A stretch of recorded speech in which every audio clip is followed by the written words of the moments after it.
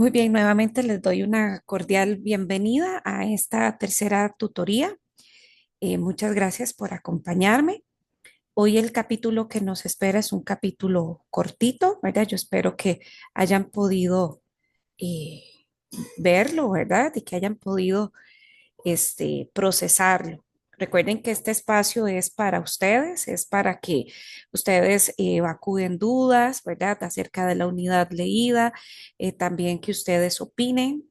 A veces en los comentarios de otros compañeros también encontramos mucha riqueza y esto nos puede ayudar no solo para llevar a cabo los proyectos que corresponden en esta materia, sino también para aprender, que al final, para mí, eso es lo más valioso, eh, que la universidad, que los cursos por los que yo paso y que ellas pasan por mí también, me transformen, ¿verdad? Como ser humano, que esa es la idea. Algunos mensajitos pequeños, nada más como para entrar en ambiente. Recuerden que para esta semana tenemos la entrega del capítulo del proyecto número 2, ¿verdad? En este caso, va a abarcar únicamente el capítulo 3. Eh, ¿Verdad? Tiene un valor de 3% y nuevamente, como lo he recomendado en otros espacios de este tipo, no lo dejen para última hora. Cualquier emergencia puede ocurrir.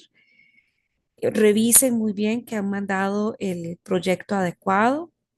Bueno, ya vieron cómo es el proyecto número 1, ya les entregaron el resultado con realimentación, ¿verdad? Bueno, de mi parte, si es que me acompañan de los centros universitarios que yo atiendo o si es de otro colega, pues obviamente yo sé que también han recibido realimentación. Mucho cuidado, estimados estudiantes, con el uso de otras fuentes que no son la unidad didáctica y sobre todo con el uso de la inteligencia artificial, ¿verdad? Yo sé que es una herramienta, la tecnología muy valiosa, pero es muy importante que usted haga estos trabajos eh, de manera honesta y a conciencia, de verdad que usted logre demostrar no al profesor, no a la cátedra, sino a usted mismo que realmente ha comprendido. Como les digo, al final estamos en la universidad, nos estamos formando como profesionales y muchachos, los insumos que nos puede dejar aprender de un curso de esta naturaleza son invaluables. Un curso de este tipo nos permite entender un poquito más sobre nuestra identidad nacional, sobre nuestra formación. em, y también, ¿verdad? Desde luego, cómo nosotros podemos desestructurar una serie de mitos que se han tejido alrededor de esta identidad. También entender, ¿verdad? El por qué el tico, ¿verdad? O nosotros los costarricenses actuamos algunas veces como actuamos. Así que sáquenle el provecho al curso, lean, disfruten las lecturas, los fragmentos de algunas novelas. Ojalá que después quieran leérselo de manera completa, ¿verdad? Esa es la intención. Así que los insto a ser lo más honestos posibles, primero con ustedes mismos.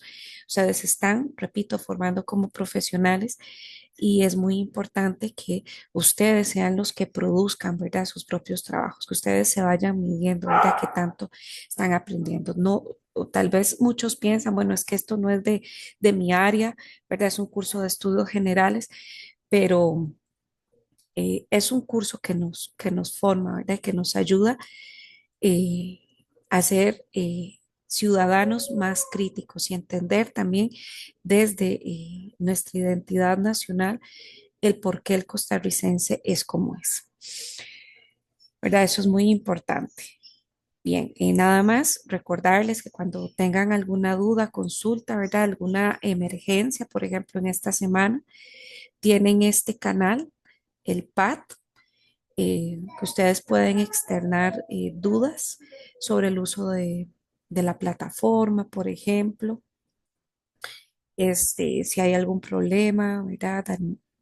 que les surge y no tiene nada que ver tal vez con la computadora, no tiene nada que ver con que usted no sepa, ¿verdad? No está familiarizado con el entorno, sepan que ustedes pueden acudir a este correo para que evacúen sus dudas. Y no se olviden, ¿verdad? Siempre de identificarse normas de etiqueta. Y si tienen consultas académicas, ¿verdad? Como resultado de alguna apelación que hayan hecho, que se ha omitido en el registro alguna nota del historial académico, sobre todo al final, les recuerdo que es con el encargado de cátedra. Y finalmente, muy importante tener en cuenta que las redes sociales, ¿verdad? Como grupos de WhatsApp, no son medios de comunicación oficial de la cátedra. Es probable que muchas personas, ¿verdad?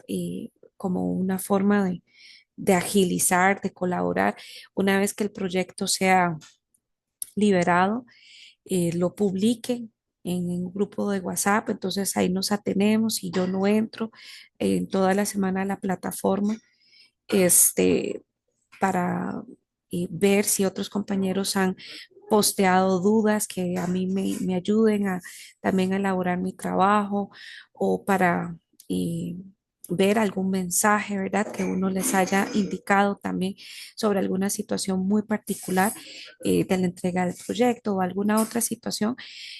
Hay gente que tal vez no entra, ¿verdad? Porque se atiene a que este proyecto pues les llega por otros medios.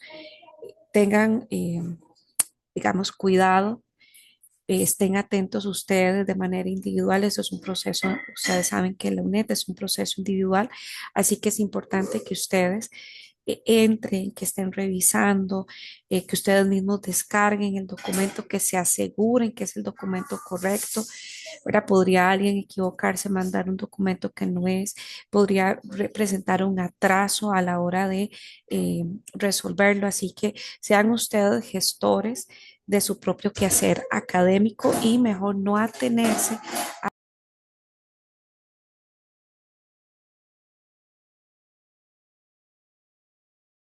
Bueno, retomamos.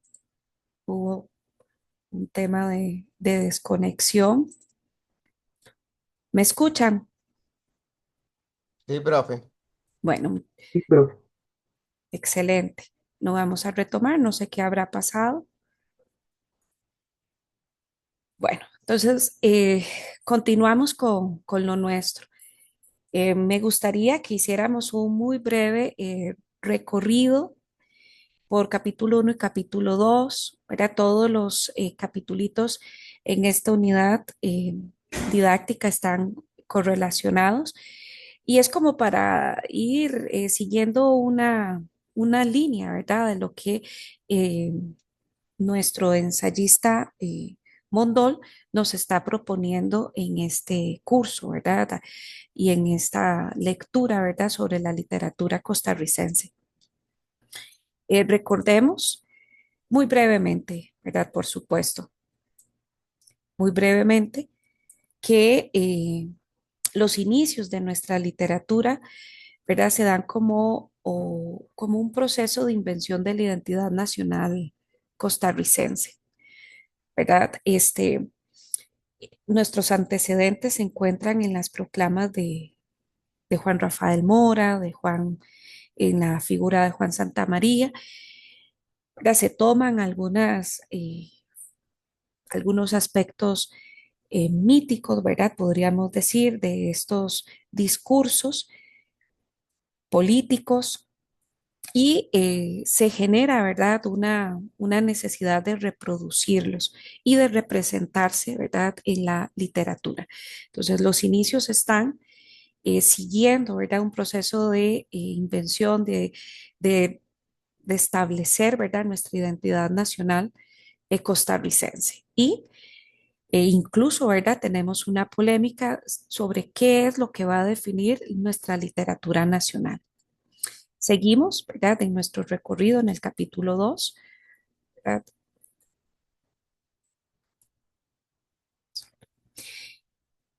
Que vamos a tener a principios del siglo XIX, digo, del siglo XX, perdón, una ruptura con esa imagen idílica y con algunos de los imaginarios que se gestaron a finales del siglo XIX, ¿verdad? Sobre esta identidad nacional. Entonces vamos a tener, ¿verdad?, la representación de obras de todos estos escritores que vemos en la parte inferior, por ejemplo, ¿verdad? Con la apertura del siglo, con la obra El Moto de, de Joaquín García Monge, ¿verdad? Y toda esa imagen idílica que se va a cuestionar sobre el campesino, ¿verdad? Vamos a tener también, ¿verdad?, una muy importante producción de la escritora Carmen Lira, ¿verdad? Y va a surgir a partir de los años 20, 30, 40, ¿verdad? Van a seguir una línea, una literatura comprometida, ¿verdad? Hablamos de la palabra militante, surge, ¿verdad? Esta palabra militante, una literatura que se va a comprometer con nuestro medio social, ¿verdad? Y no va a descuidar, por supuesto, la estética, ¿verdad? La forma en la que se va a escribir, pero sí va a ser una literatura, repito, que se va a comprometer, ¿verdad?, con las denuncias de todo lo que está ocurriendo en nuestro contexto social y económico, ¿verdad? Entonces vamos a tener, les repito, la figura de Carmen Lira, ¿verdad? La representación de Max Jiménez y otros escritores como Carlos Luis Fallas, ¿verdad? Con Mi Madrina, Yolanda Oriamuno, Joaquín Gutiérrez. Y de manera paralela, ¿verdad? Vamos a tener este, también un desarrollo poético con tres etapas, ¿verdad? Que surgen a partir del modernismo. Y bueno, en este tercer capítulo, después al final vamos a ver también un resumen, vamos a entrar, ¿verdad?, en la década de los 60, 70 hasta mediados de los 70. Y ahora vamos a hablar, ¿verdad?, de un panorama que ya no es el campo, ya no vamos a hablar de las problemáticas que ocurrían en las bananeras, ¿verdad? En las zonas del Atlántico, del Pacífico, las problemáticas de explotación, ¿verdad? En los grandes latifundios, por ejemplo, sino que a raíz de un cambio social, económico, político que ocurre en Costa Rica, vamos a ver en nuestra literatura costarricense nuevos personajes.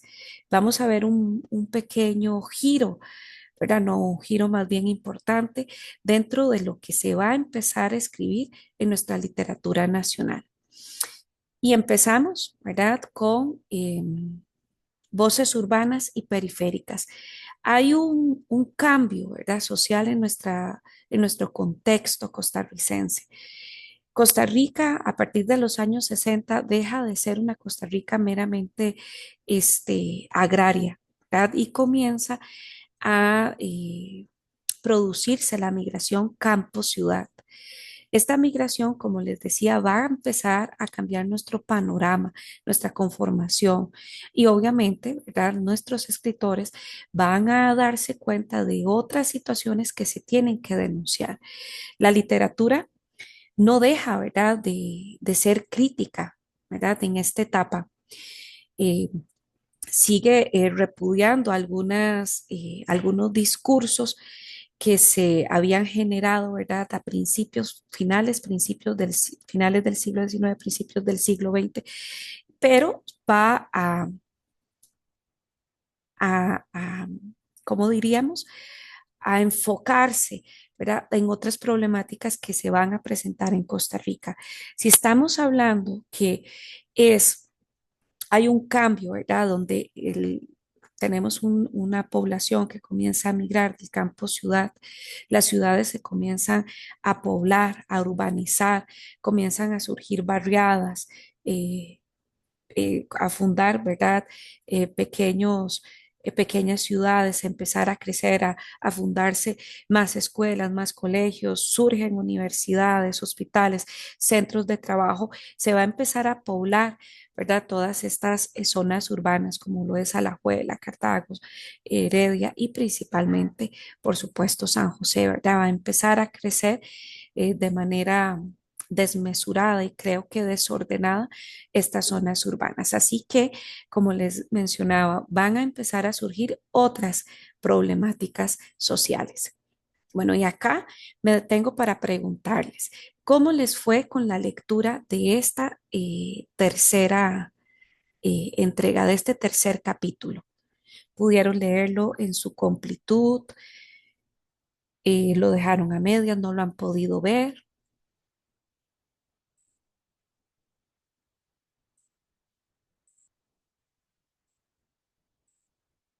¿Cómo les fue?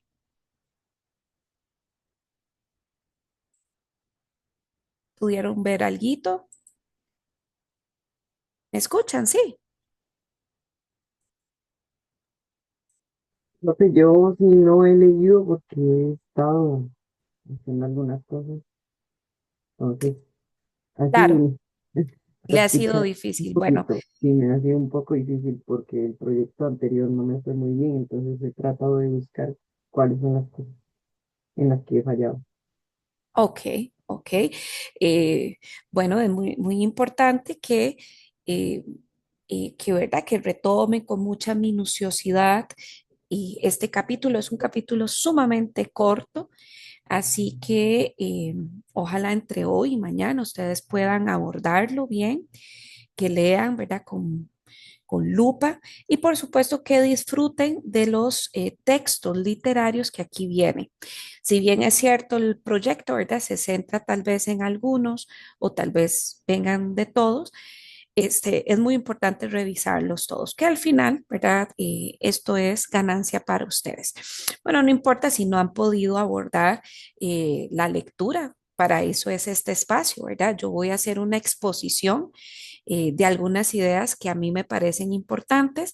Si es importante, ¿verdad? Valga la repetición, decirles, pues que es mi lectura, ¿verdad? Es una selección de ideas que yo he hecho y que a mí me parece pues importante decírselas. Igual, recuerden que ustedes tienen otras tutorías que van a estar también publicadas la próxima semana, ¿verdad? Para que ustedes puedan comparar o complementar algo que tal vez no se abarque acá.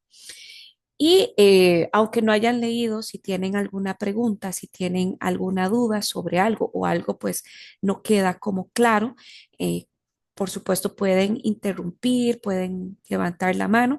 Este espacio es para ustedes, ¿verdad?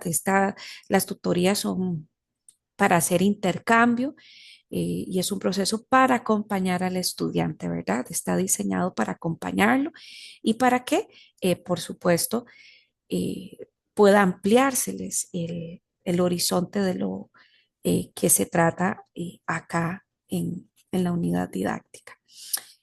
Bueno, siempre me gusta iniciar con alguna cita, ¿verdad? Rescatar alguna cita de la unidad que me parezca a mí de alguna manera eh, sintetice o refleje un poquito la esencia de lo que trata el capítulo. Entonces, en esta ocasión les comparto esta cita que dice: la literatura de este periodo va a explorar con mayor intencionalidad.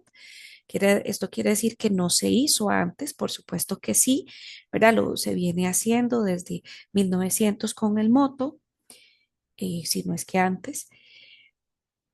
Los conflictos subjetivos de los personajes y su relación con el entorno. Este cambio de perspectiva generado por transformaciones económicas, como yo les mencionaba, políticas, filosóficas, de la segunda mitad del siglo, ¿verdad? A partir de los años 50, se produjo a nivel literario la representación de problemáticas, sujetos y fenómenos sociales emergentes, ¿verdad? Surgen otras problemáticas sociales. Bueno, y ahí yo les puse una imagen que es la imagen de un tugurio, ¿verdad? Que llamamos acá. Este tipo de asentamientos humanos surgen, ¿verdad? O proliferan con el crecimiento urbano, ¿verdad? Acelerado que se da en zonas de San José, ¿verdad? Muy específicamente, ¿verdad? Y bueno, todo esto luego se traslada, por supuesto, a otras zonas del país. Pero al surgir, ¿verdad? De este tipo de asentamientos urbanos, también van a surgir otros personajes interesantes que la literatura hasta el momento no les había puesto el ojo y que en este caso, en esta literatura, vamos a a retomar y van a ser personajes centrales, ¿verdad? Por ejemplo, eh, tengo subrayado acá, ¿verdad? En esta palabra conflictos subjetivos porque mucho, ¿verdad? Por lo menos de la literatura que vamos a hablar de estas décadas, pues va a hablar de cómo el sujeto, ¿verdad? Costarricense, se va a ver conflictuado por todos estos cambios a nivel social, económico, político, le generan internamente. Y también, ¿verdad? De manera como la economía, ¿verdad? Eh, afecta, ¿verdad? Empieza a afectar una visión de mundo, empieza a fijar, ¿verdad? En este sujeto una visión económica, social y filosófica, como dice aquí, muy particular. Bien, algunas consideraciones de lo que está pasando, ¿verdad? A nivel sociohistórico en Costa Rica y que generan un cambio. Bueno, y las menciona el autor. Bueno, primero, ¿verdad? Estamos en un contexto mundial. Nosotros como país no estamos ajenos a algo que está ocurriendo dentro del contexto costarricense y obviamente esto nos afecta. Hay enfrentamientos bélicos centroamericanos. Esto genera migración, ¿verdad? Importante de algunos países centroamericanos. Recibimos, ¿verdad? Una población muy, muy importante de Nicaragua, por ejemplo. Hoy podemos hablar de que sigue, ¿verdad? Algunas situaciones políticas fuertes en países hermanos de Sudamérica y tenemos, por lo tanto, una migración, por ejemplo, venezolana. Pero bueno, concentrándonos en este momento específicamente, pues tenemos migración importante de nuestros hermanos centroamericanos nicaragüenses. Va a florecer el Estado benefactor, ¿verdad? Entonces, esto también, ¿verdad? Va a asentar un panorama bien importante de cómo, ¿verdad? Nos vamos a movilizar en nuestro nuevo contexto costarricense. Y dice que los antecedentes están en la Guerra Civil del 48 y la consolidación de algunas de las garantías impulsadas por los años 40. ¿Verdad? Mucho de esto se logra, ¿verdad? A partir de las luchas, por supuesto, que se generan en la década de los 40 y 50, en donde participaron, nosotros sabemos, por ejemplo, Carmen Lira y Carlos Luis Fallas. Y bueno, habla también del surgimiento de una segunda república que va a traer consigo una serie de cambios, avances y bueno, con esto se va a empezar a experimentar en las zonas urbanas, ¿verdad? Principalmente consecuencias de la corrupción, aumento de la pobreza, ¿verdad? La gente al emigrar del campo a ciudad bien, se viene con una mano adelante, otra atrás, ¿verdad? No tiene cómo, ¿verdad? Pagar un alquiler de una casa, entonces surge, ¿verdad? Todos estos asentamientos en alrededores, zonas periféricas de las ciudades y va a crear anillos de pobreza, ¿verdad? Va a aumentar la pobreza, que es como el surgimiento de los tugurios, por ejemplo. También el endeudamiento económico, ¿verdad? Va a ir en aumento, surgimiento de una clase social como es la burocracia y el crecimiento de los espacios urbanos, ¿verdad? Van a crecer muchas barriadas, por ejemplo, este, bueno, yo crecí en Los Hatillos y uno de esos espacios que nace, ¿verdad? En esta década son los famosos Hatillos, ¿verdad? Los barrios del sur, Alajuelita, Pavas, Los Hatillos, ¿verdad? Comienzan a crecer grandemente. Otros aspectos que vamos a tener acá, ¿verdad? Ya propiamente con la literatura, es que vamos a tener entonces, como les hablaba, ¿verdad? En la literatura se van a incluir nuevas voces, ¿verdad? Ya no es que los trabajadores del campo, ¿verdad? En estas zonas de las bananeras se van a dejar de lado, no es eso, sino más bien es que se van a enfocar en otras problemáticas, ¿verdad? Hay otros sujetos que también representan, ¿verdad? Una oportunidad para hacer denuncias, ¿verdad? Sobre el quehacer, sobre lo que está pasando en nuestro contexto costarricense y ahora estos van a ser los protagonistas. Entonces dice, se va a abordar la identidad desde estas voces urbanas, desde estos sujetos que van a estar posicionados en estas ciudades, en estos espacios nuevos que están surgiendo a partir de estos, el crecimiento poblacional. Y pues son voces periféricas también, porque no es que se va a hablar de los adinerados, de la gente que va a fundar empresas, de los que están en lo más alto de la academia, sino son los que van quedando en el margen. ¿Verdad? Son los que por todas estas situaciones, estos cambios políticos, económicos, van quedando desplazados. De esos es de los que la literatura va a hablar. ¿Por qué? Porque de alguna manera se convierten en una problemática social. Además, se va a hacer énfasis en los conflictos subjetivos, internos de los personajes y cómo se relacionan con el entorno, que es lo que ya les había mencionado en la cita. Las temáticas van a estar enfocadas en la marginalidad social y en lo cotidiano, ¿verdad? En lo que va ocurriendo en el día a día, ¿verdad? De la cotidianidad de estos personajes. Entonces, eh, bueno, me imagino que tal vez no pudieron explorar los textos, pero vamos a tener dentro de lo cotidiano que ocurre en un bar nocturno, por ejemplo, allá en aquel texto Bar Roma, eh, personajes como una prostituta con la música por dentro, por ejemplo, que está comiendo un chino allá en Punta Arenas, bueno, un chino, no, ¿verdad? Una comida china y así, ¿verdad? Otros personajes interesantes. Y van a repercutir, ¿verdad? En procedimientos estéticos y contenidos ideológicos. ¿Por qué? Porque si vamos a hablar, le vamos a dar voz a estos personajes que están en la periferia, entonces se va a empezar a reproducir, ¿verdad? También un lenguaje particular, que es el lenguaje de estas voces periféricas. Surge, ¿verdad? Una temática en esta,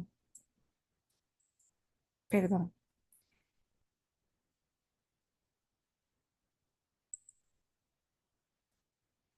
surge una temática importante, que es la ciudad. Las historias que vamos a leer, que nos vamos a encontrar en estas décadas, se van a ubicar en el espacio urbano, que es la ciudad. Tenemos, ¿verdad? Entonces que la ciudad, de acuerdo con críticos literarios y demás, se va a concebir como un laberinto urbano. Y bueno, y aquí tengo algunas ideas sobre este espacio, que después vamos a darnos cuenta, ¿verdad? En literatura posterior que se va a seguir sosteniendo, ¿verdad? Pero va a tener otra, ¿verdad? Otra esencia, ¿verdad? Una esencia todavía mayor, intensa, ¿verdad? Muchísimo más compleja. Bien, primero dice que, ¿verdad? Reproduciendo las ideas de la unidad didáctica, es un espacio que permite, ¿verdad? La unión, la convergencia, dice aquí, de muchos espacios y de muchos tipos de personas. Entonces, en la ciudad nos encontramos, por ejemplo, el mercado, disculpe, el mercado, un bar, una discoteca, un restaurante, un parque. Y a esos espacios, ¿verdad? La convergencia de muchos tipos de personas, un vendedor, un, un carterista, ¿verdad? En aquella época, una prostituta, un borrachín, ¿verdad? Consumidor de alcohol, por ejemplo, más adelante veremos drogadictos, por ejemplo, eh, dealers y otro tipo de personas. Entonces es un espacio, ¿verdad? Que según los críticos, los especialistas, ¿verdad? Que se han dedicado a indagar la literatura que aborda, ¿verdad? Temas urbanos o que ha ubicado eh, a sus personajes y las situaciones y temáticas desde un espacio urbano, este, han encontrado, ¿verdad? Que la coincidencia de todos estos nuevos tipos de personajes y en todos estos nuevos espacios. Ahora, dice que la ciudad va a ser concebida en este caso como un espacio, como un laberinto urbano, ¿verdad? Porque es un espacio que refleja la complejidad de la existencia humana. ¿Por qué? Dice Mondol que es el espacio del malestar social, la incertidumbre, los conflictos, frente a todo este proceso de deshumanización que estamos empezando a vivir. ¿Verdad? En el corre-corre de la ciudad, la indiferencia, donde dejamos ya de conocer quién es el que vive a la par, dejamos de saludarnos, ¿verdad? Incrementa no solamente la indiferencia, sino el individualismo, cada quien está por sí mismo. eh, Mejor no me meto, ¿verdad? No es problema mío, ¿verdad? Todos estos procesos que nos van minando como seres humanos. ¿En qué sentido? Que el ser humano por naturaleza es social y estos espacios urbanos en el que el ser humano, ¿verdad? Comienza a perderse, comienzan a quitarnos esos espacios. Bueno, imagínense, ¿verdad? Cómo nos encontramos hoy, que cada vez estamos más solos, más aislados, ¿verdad? Por todo el avance tecnológico. El laberinto en sí mismo, ¿verdad? Que es un símbolo importante dentro de la literatura, ya es un símbolo, dice que es complejo, ¿verdad? Es un símbolo en el que está diseñado, ¿verdad? El laberinto para que el ser humano se pierda o todo aquel que entre se pierda. Entonces, por eso ya en sí mismo es un símbolo confuso, complejo. También es un espacio colectivo amenazante, deshumanizador, ¿verdad? De los personajes que van a enfrentar un mundo marcado, ¿verdad? Por el materialismo, ¿verdad? Por el consumo, por la incertidumbre y por el individualismo, como les mencionaba anteriormente. Y la literatura de estas, de los 60, 70 y hasta mediados de los 80 van a explorar temáticas muy propias, ¿verdad? De este mundo citadino como la criminalidad, la soledad, la comunicación, la representación social, la comunicación e incomunicación, ¿verdad? Identidades locales, ¿verdad? Muy propias, ¿verdad? De ciertas barriadas, personajes que surgen, ¿verdad? De ciertas dinámicas eh, sociales, la enajenación, la representación social, por ejemplo, de los personajes de esta llamada clase media, ¿verdad? Que es otra clase que surge en estas décadas. Nos vamos a encontrar entonces con textos literarios, primero entonces repito que se van a situar en espacios urbanos, principalmente la ciudad. Y los ejemplos que tenemos acá, bueno, tenemos, eh, por ejemplo, La ciudad y los perros de Carmen Naranjo, ¿verdad? Bueno, el mismo título lo dice, es un espacio citadino, Bar Roma. El espacio es un bar con la música por dentro. El espacio también es un bar-restaurante, por ejemplo. Son espacios físicos, ¿verdad? Que tienen que ver con el espacio urbano y donde van a surgir, ¿verdad? Una serie de situaciones que son cotidianas, pero que de alguna manera reflejan, ¿verdad? Eh, un malestar social de nuestro contexto costarricense. ¿Verdad? Personajes también, ¿verdad? Dice que es una denuncia, la enajenación, ¿verdad? Que asumen que todo lo que reciben del gobierno, por ejemplo, es cierto, que está bien, que hay que aceptarlo, ¿verdad? Un poco movido también por el desconocimiento, por la manipulación y por la ignorancia.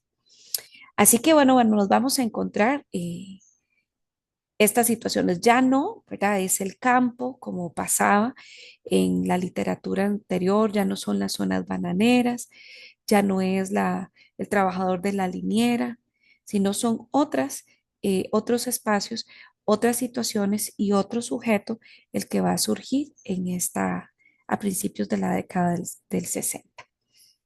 Bien, ¿tienen algún comentario hasta acá? Algo que, no sé, que tal vez quieran destacar.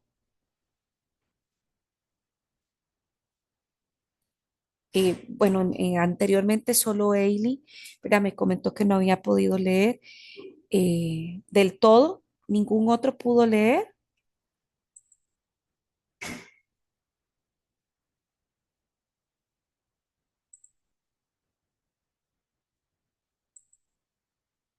ninguno, nada, cero. Buenos días, profe. Buenos días, Bueno, bienvenida. yo por mi parte sí logré leer el texto, Todo completo, las dos unidades. no solo el primero, Eh, el ensayo de Mondol. sí, señora. Ah, bueno, excelente. ¿Y alguna opinión que le genere este nuevo enfoque o el enfoque que surge a partir de los 60? Bueno, por ahora no, pero cualquier cosa yo le aviso. Bueno, bueno, igual recuerden que este espacio es para ustedes, para que, bueno, aprovechando, ¿verdad? Que estamos unos pocos acá, entonces para que podamos dialogar. ¿Verdad?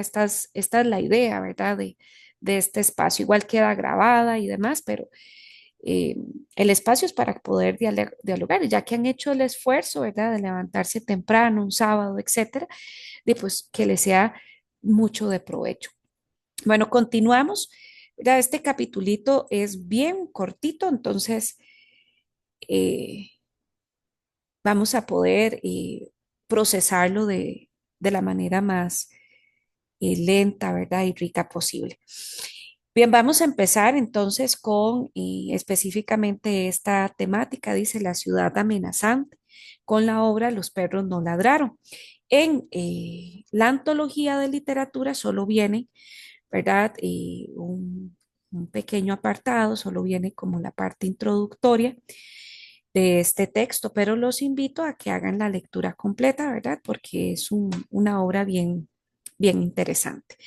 De entrada, lo que nosotros tenemos en este capitulito es como la conversación de, de unos trabajadores en una oficina, ¿verdad? No sabemos acá específicamente cuál oficina es ni nada, pero sabemos, ¿verdad? Que es una serie de personajes que trabajan en un espacio de oficina, son empleados públicos y también son burócratas. Y comienzan, ¿verdad? Comentando que a uno de sus compañeros le ocurrió algo. ¿Verdad? Le ocurrió algo que está generando chisme, entonces entre ellos, ¿verdad? Van chismeando. El texto podría al principio, ¿verdad? Parecer un poco confuso porque son como diálogos entre uno o dos personajes y de un pronto otros saltan a otro personaje y saltan, pero es bien interesante porque dentro de estos saltos, ¿verdad? En que habla uno y otro personaje, pues se va construyendo una historia, ¿verdad? Que es el personaje que va a ir siguiendo lo largo de la historia. Y bueno, acá yo lo que les propongo, ¿verdad? Es una cita que habla sobre el espacio de la ciudad, ¿verdad? Que es un espacio que genera malestar de alguna manera, ¿verdad? Es un espacio en el que pues no, no está bien percibido, eh, por lo menos en la visión de esta novela. Ahora hago un paréntesis, eh, compañeros, ¿verdad? No es, ¿verdad?, que Carmen Naranjo, ¿verdad?, decidió escribir de la ciudad porque era la temática que estaba en boga. No sucede así, ¿verdad? Sino que posterior se hace un estudio, ¿verdad? Se analizan las obras y se de alguna manera se descubre que las obras literarias producidas en esta etapa coinciden en algunas características, como que se dan en espacios citadinos, participan ciertos personajes eh, como burócratas, como prostitutas, como ladronzuelos, y que la voz, ¿verdad?, de los personajes surge desde el tipo, ¿verdad?, del personaje, desde la esfera social en la que se encuentra, ¿verdad? ¿Y qué es lo que se analiza, ¿verdad? ¿Qué es lo que la conclusión? Bueno, que hay un contexto muy particular, y hay algo, ¿verdad?, que se genera alrededor del autor que hace que lo produzca este tipo de literatura, ¿verdad?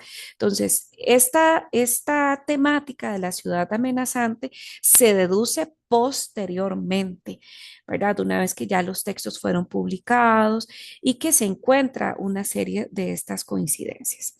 Bueno, volvamos entonces a la cita que les traigo acá para que la podamos, eh, ¿verdad?, asociar a las características que les había mencionado anteriormente sobre la literatura de esta época. Dice, cada día tengo la seguridad de lo que suena no vale, ¿verdad? Un tema ahí de soledad. En el ruido de las calles no hay vida.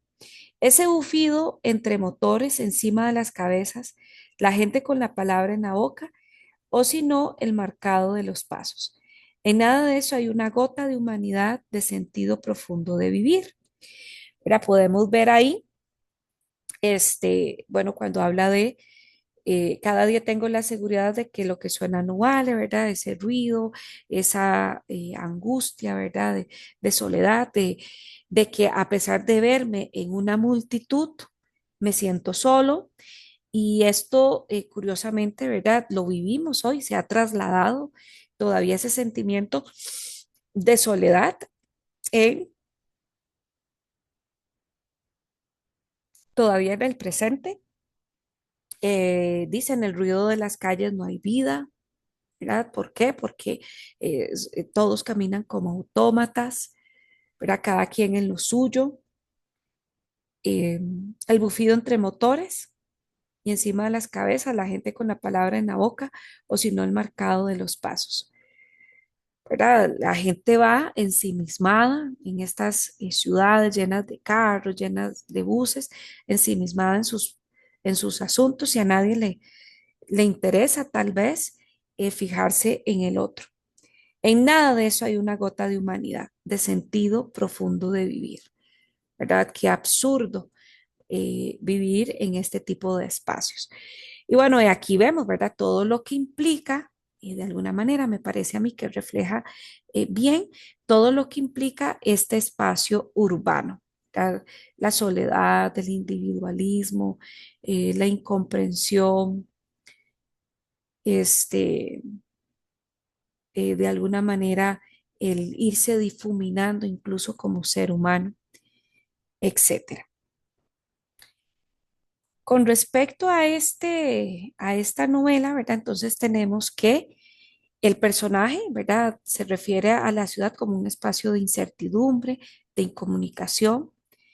Se evidencia el sentimiento de soledad que ya les había mencionado, e incomunicación, que caracteriza a los personajes frente a un proceso de industrialización y modernización urbana, ¿verdad? Por ejemplo, donde usted va y trabaja en una fábrica, ¿verdad? Y cada quien está en lo suyo, se está produciendo mecánicamente, y ya. Bueno, y ahora todavía es más fuerte el asunto, ¿verdad? Con que cada vez se está metiendo más los autoservicios y la inteligencia artificial, veámoslo, por ejemplo, en los supermercados con las cajas de autopago, ¿verdad? Ahora además impersonalidad. Si por lo menos antes ir al supermercado, ¿verdad? Podía uno decirle buenos días al cajero, a la cajera, ¿verdad? Y había ahí que sea algo personalizado en un ejercicio que es horrible, ¿verdad? Que es ir a un supermercado y elegir como qué consumir, ahora se vuelve eh, más frío, ¿verdad? Es una máquina con la que yo tengo que tratar. Y bueno, y esto se va a ir intensificando, pero probablemente a lo largo de las décadas que faltan. También, ¿verdad? En este texto tenemos una imagen ideológica que esta novela proyecta con respecto a la ciudad. Corresponde a un espacio de degradación caracterizado por el anonimato, ¿verdad? Que él anotaba al final, ¿verdad? El personaje, el individualismo y la pérdida de la comunicación con el otro, por ejemplo, ¿verdad? Que la ciudad, ¿verdad? Lejos de ser un espacio de crecimiento, de progreso o de alegría incluso, es más bien un espacio de degradación, ¿verdad?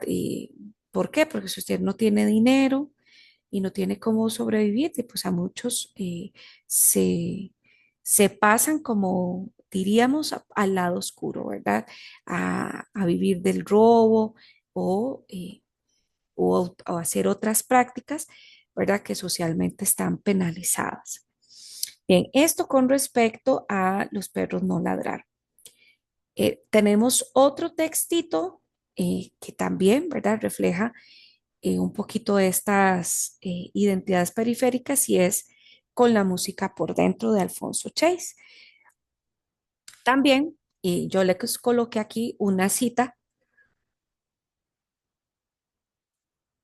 disculpe, que refleja esta identidad periférica, refleja el lenguaje, ¿verdad? Que está reproduciendo en este caso Alfonso Chase. El personaje acá, como les decía, es una prostituta, ¿verdad? No lo dice el texto, pero ella lo va sugiriendo, ¿verdad? Y uno se da cuenta que así es. Y entonces la forma, el tono con el que lo habla se escucha, ¿verdad? Como bastante pachuco, podríamos decir. Dice, me daba de mecos con los carajillos del barrio y solo me dejaba tocar por los que me gustaban. Ahora, ya tan roca, cuando me pongo pepiada, me doy de trancazos con cualquiera. Yo soy buena para los golpes. A mi marido una vez le dejé el hocico hinchado porque se puso tonto y empezó a riarme con una sombrilla delante de los guilas. Entonces, era una mujer, no se dejó y ella también le pegó lo suyo. El tema acá, ¿verdad? De algunos conceptos populares, mecos, carajillos, por ejemplo, la forma en cómo está expuestas, ¿verdad? Las ideas, una manera muy, ¿verdad? Muy natural, muy propia, ¿verdad? De ciertos personajes sociales. Y algunas palabras que utiliza, el hocico, ¿verdad? Por ejemplo, este, ujú, ¿verdad? Ok, a mi marido una vez le dejé el hocico hinchado, ujú, ¿verdad? Por ejemplo, reproduciéndose un lenguaje total y plenamente propio, ¿verdad? De estos tipos de personajes. El cuento es bien divertido porque en el personaje nos damos cuenta de qué es lo que está pasando también a nivel político, ¿verdad? Y ella habla ahí de una situación político, habla también externa, que fue pues una niña abusada y bueno, terminó convirtiéndose en una prostituta, por ejemplo. Vamos a seguir. En este cuento les anoto que este cuento logra capturar de manera directa la propia visión de la marginalidad del personaje, ¿verdad? Y esto le va a dar, como dice ahí, una visión más verosímil, de referencialidad y de función testimonial. Pero bueno, primero porque se está contando en primera persona, ¿verdad? Es ella la que está ahí hablando con otro personaje testigo, por ejemplo, y con mucha naturalidad ella comienza a hablar de todas sus penurias y alegrías. y algunas alegrías que tal vez no son tan alegrías, por ejemplo.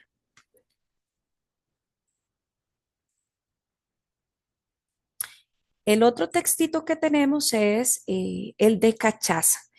Pero acá me quiero permitir compartirles un fragmento del capitulito de televisión, ¿verdad? Antes de que comentemos la cita que traje, algunas características y también una información que sería importante revisáramos, ¿verdad? De la unidad. Hay un esquemita nada más como referencia. Me gustaría que viéramos un fragmento de la entrevista que se le hace al autor y de algunas cosas que se hablan. De este texto viene una buena parte, ¿verdad? Viene todo un capítulo, son dos en total, y de este se incluye el primero. Entonces vamos a compartirles, les voy a compartir un fragmento de este videíto, bueno, para que comentemos, por supuesto, ¿verdad? Que esa es siempre la idea primordial de este espacio. Lo vamos a ver.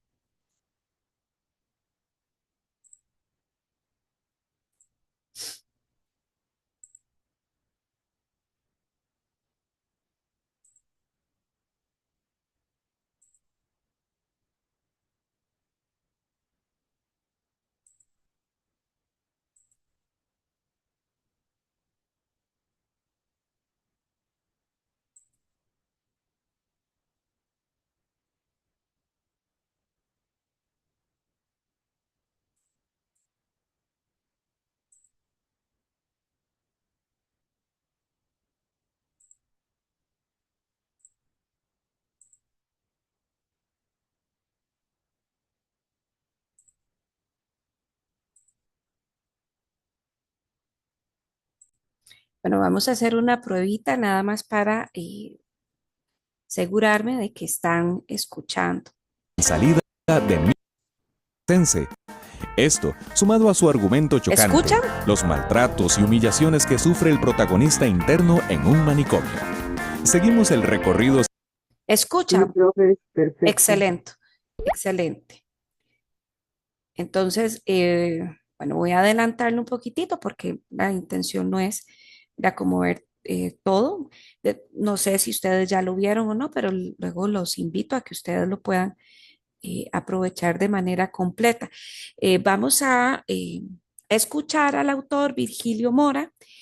eh, Se le hace una entrevista, ¿verdad? De sus motivaciones para escribir la obra, ¿verdad? Y ahí también un comentario breve, ¿verdad? De lo que significa, ¿verdad? La trascendencia que tiene esta novela. Bueno, yo voy a quitar mi cámara para que ustedes...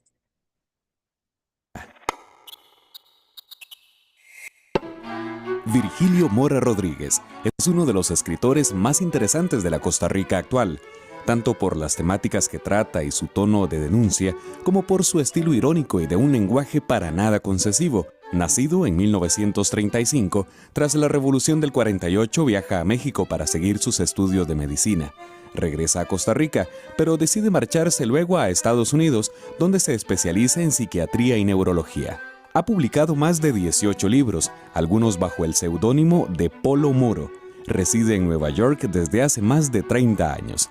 Ahora, la EUNED inicia la reedición de sus obras con Los problemas del gato y otros cuentos y Cachaza, además de una nueva novela, Enfermedad mortal.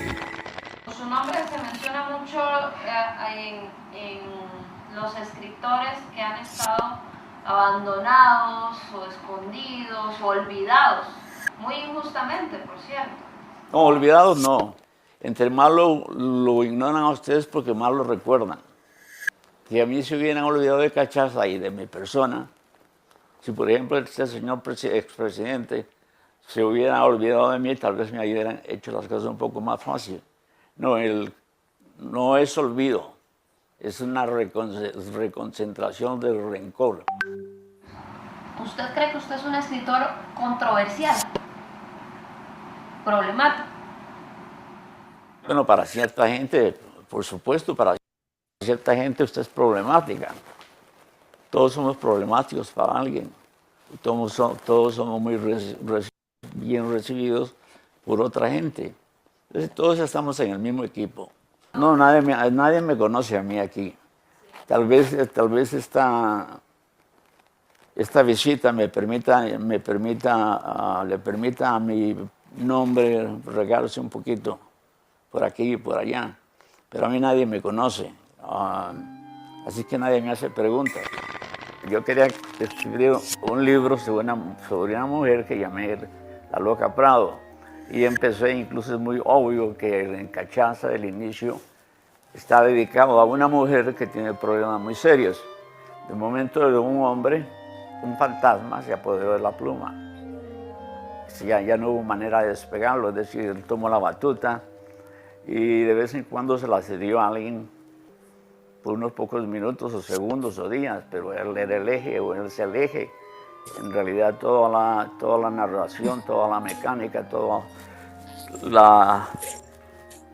la trama gira alrededor de este señor. No quiere esto decir que los otros personajes no tengan importancia, pero pues el eje, lo que le da fuerza al relato, lo que le da tal vez su humanidad más que nadie es este hombre. Y me gustaría saber cuál es el límite entre la ficción y la realidad en Cachaza. ¿Qué es invención suya y qué es realidad cuando usted vivió ahí? ¿Qué hay de real? De real, la gente que lo imprimió, la gente que lo leyó. Los personajes nacieron solo, espontáneamente, yo no sé de dónde vinieron, cómo llegaron, cómo se acoplaron, cómo terminaron y a dónde están, mucho menos. Es una cosa, lo que sucede en el libro, en una novela, en cualquier trabajo de ficción, si realmente es ficción, es una cosa espontánea que se da, como se da una naranja. Empieza poco a poco, se madura y se cae. El secreto es verla caerse. Hace 30 años publicó usted Cachaza. ¿Cómo lo recibió la sociedad costarricense en esa época? Y parece que el libro no fue muy bien querido. Parece que se volvió una bruja. Para alguna gente fue un asalto personal y a mansalva, lo cual es completamente, no tiene sentido, porque yo con gusto me ocupo de mí mismo, mucho menos de gente que no conozco. Pero de todas maneras esa fue la reacción, una reacción negativa, ya ahí queda. El libro fue puesto en cautiverio por ciertas gentes poderosas y un montón de, no un montón, porque aquí hay un montón de solo ladrones es lo que hay. Editoriales que se dediquen a estafar a gente. A mí me estafó más de uno. ¿Quién más se apoderó del libro? El libro desapareció. Lo que me importa es que gente como usted lo reciba bien. Vale más un buen lector que 1 millón de lectores que no saben leer. A ver, de Cachaza, uno podría decir un montón de cosas, sin duda alguna. Se quitó ese velo doble moral que existía en literatura, o existía en la sociedad en general, pues, tica en los años 70. Y esta es una novela que yo creo que necesita la gente leerla, por el hecho de que fue escrita con una honestidad brutal, sin duda alguna. Esa es la importancia de Cachaza. Y esta novela, lo rescatable es lo sórdido, la prosa, lo fuerte que escribe Virgilio Mora en este libro. El lector puede encontrar un mundo bastante cruel, rudo, difícil, porque es escrito un sanatorio, un manicomio, una cuestión loca, fuerte, una cuestión, descripciones bastante crudas. Y pone a un antihéroe como Cachaza, ¿verdad? Un loquito, entre comillas.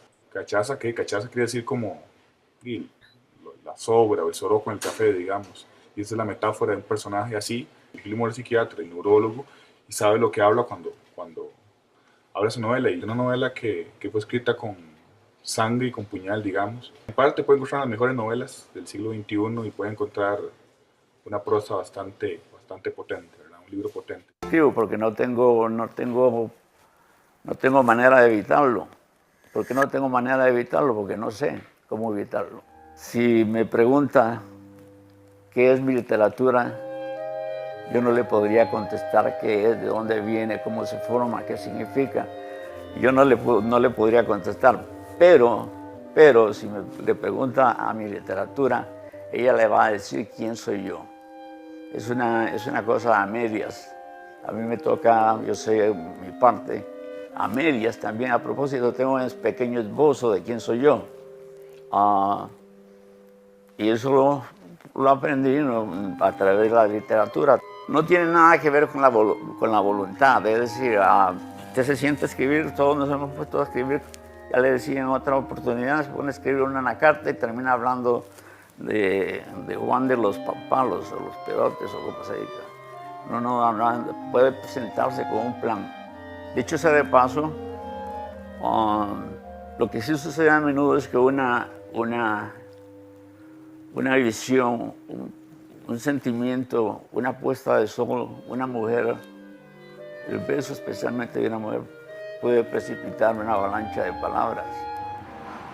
Y profesionalmente, ¿recuerda algunos de los primeros cuentos que escribió?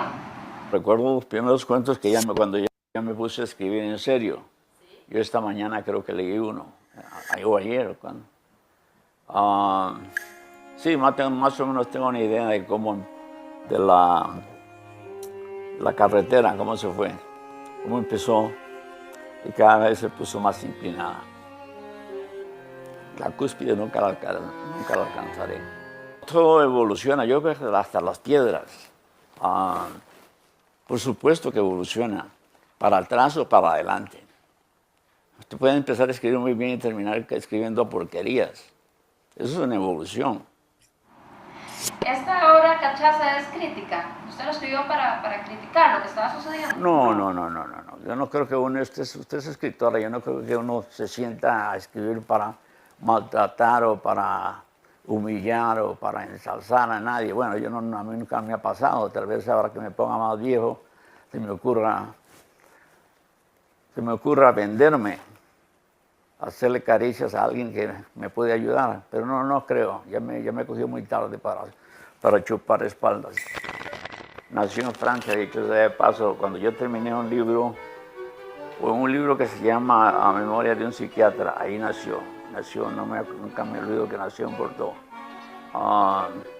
Es un ente literario, me facilita la escritura, me sirve de espejo, me sirve para hacer diálogo, y es una persona que yo aprecio como un ente natural, como si realmente existiera. Yo no lo crié, se crió solo, puede desaparecer, aparecer. Es como nosotros vamos a desaparecer esta noche cada uno por su ruta.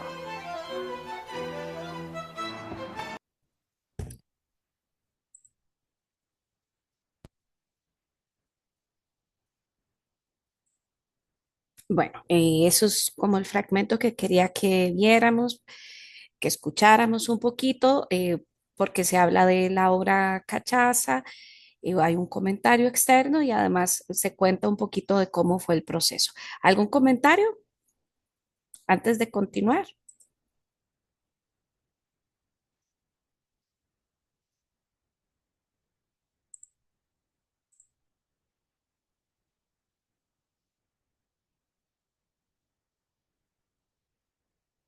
¿Algún comentario, no? Yo creo que Sí, mm, adelante. según lo que yo escuché, igual siempre, aunque nosotros lleguemos a escribir alguna cosa o hagamos algo, siempre va a haber un comentario negativo o un comentario positivo. Igual no debería de afectar nuestra manera de escribir algo por eso, porque siempre hay algo que decir y aquí en Costa Rica somos así y nosotros podemos tener esa libertad de escribir lo que nosotros pensemos o creamos que sea lo correcto. Claro, ¿verdad? Esto, bueno, me imagino la reflexión suya, el comentario en función de lo que él mencionaba al principio, ¿verdad? De cómo le fue con la escritura. Bueno, muchísimas gracias, Eileen, por la participación, ¿verdad? Y por el comentario. Para agregar un poquito a lo que la compañera está diciendo, vean, resulta interesante y que está relacionado con algo que les comenté hace unos minutos, es que tal vez los autores no están pensando, ¿verdad?, en que su texto sea crítico, ¿verdad?, sobre alguna situación social, pero lo que sí eh, nos deja, ¿verdad?, nosotros es que al leerlo, desde de una vez que nosotros lo tomamos, ya el texto, ¿verdad?, deja de pertenecer al autor, una vez que el autor lo deja ahí, ¿verdad?, y se pone en una estantería para venderse. em, es de los lectores y cada uno de nosotros pues vamos a encontrarle algo y eso, ese algo es lo que se ha encontrado en esta obra como una obra de denuncia, ¿verdad? De ciertos elementos que tienen que ver con con, con este panorama del que estamos hablando. ¿Verdad? Es una obra que ciertamente denuncia las situaciones violentas de discriminación que se viven en un hospital psiquiátrico. ¿Verdad? Ustedes tienen ahí el comentario a partir de la página 107 y habla de personajes que hasta el momento, desde el punto de vista social, han estado al margen, como son los pacientes psiquiátricos. Eh, Denuncia situaciones que se dan y que, bueno, mucho tiempo después salieron a la luz, pero que vivían, ¿verdad?, de abusos, de atropellos, de, de maltratos, ¿sí? ¿Verdad? Hacia estas personas por estar disminuidas desde su punto de vista mental. Y bueno, también sabemos que en la década del 70 casi 80, se dan, ¿verdad? Una serie de películas como las que se mencionan acá en este mismo capítulo de televisión, esta misma serie, se dan otras denuncias también sobre estos espacios. Dice, ¿verdad?, Mondol que esta obra va a abordar, ¿verdad?, de la lectura de este otro crítico literario, sobre los mecanismos, dice, de poder que se esconden tras la figura de un aparente bienestar, ¿verdad? Entonces, esto todavía lo trasladamos a otros ámbitos, ¿verdad? No solamente se denuncia una situación en un hospital psiquiátrico, sino que se también llama la atención sobre mecanismos que se posicionan, ¿verdad?, institucionalmente como mecanismos que supuestamente nos traen un beneficio, pero se termina abusando de quienes necesitan ese servicio, ¿verdad? Entonces, como una figura aparente de bienestar, racionalidad y modernidad de ciertas instituciones sociales. Recuerden que, ¿verdad?, estamos iniciando aquel estado benefactor que nos tiene bajo su cobijo y hay una serie de anormalidades que ocurren dentro de nuestra sociedad y que más bien, en lugar de beneficiarnos, nos perjudican.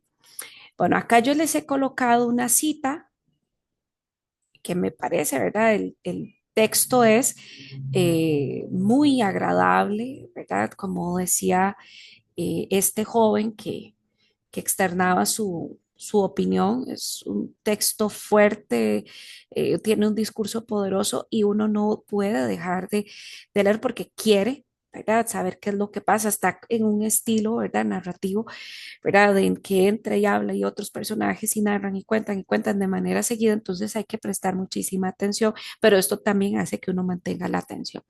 Esta cita textual que les ofrezco, me parece a mí, refleja estas situaciones de que se están, ¿verdad? Estas temáticas de denuncia, locura, violencia, ¿verdad? División periférica. Dice el doctor Montuno, siempre que está a punto de aplicar sus electrochoques se mueve así como ahora. Parece que estuviera electrizado, por eso ha de ser que tiene tanta energía. Es el médico del asilo, que más se mueve, camina rápido, habla, gesticula todo el tiempo. Es el único que llega temprano, tal vez sea el único que de verdad se gana el sueldo, aunque a mí no me gusta lo que hace. A veces, en vez de componer, descompone. Para muestra lo que me ocurrió a mí, hasta de mi nombre me olvidé. Me olvidé de mi apellido y también del nombre de mis padres. ¿verdad? Ahí denunciando, en este caso, el personaje que está narrando acá es Cachaza y él, por supuesto, está denunciando todas las eh, ¿verdad? Todos los procedimientos médicos que tienen con ellos, como los electroshocks, ¿verdad? Que los deja estupidizados y otras cosas, ¿verdad? Y cuentan otras, él narra de manera ficcional, por supuesto, otras situaciones más crudas. Bueno, y aquí vemos la violencia, ¿verdad? Vemos un empleado público, ¿verdad? Que abusa, en este caso, de su poder. Y bueno, no se nota tal vez tantísimo, pero también podemos ver eh, la coloquialidad, ¿verdad? Del discurso, en este caso, que se está contando desde la visión del personaje. Y bueno, ¿qué es lo que nos dice el autor, ¿verdad?